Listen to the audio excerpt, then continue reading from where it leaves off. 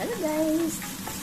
Kayo ba ay merong natirang pitong isda na kahit anong pitong isda?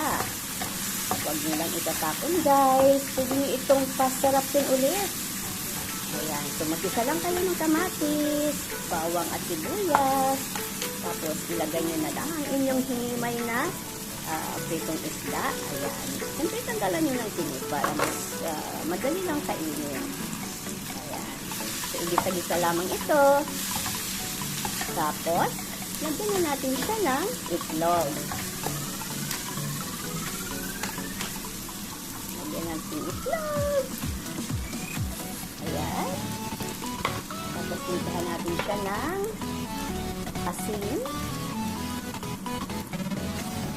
at paminta.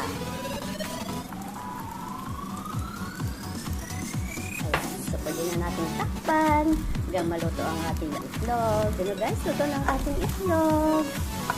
So, lagyan na lang natin ito ng spring onions. O, diba? May masarap na kayong ulam. Maraming salamat po. God bless. Ulit ko si na Mamita po.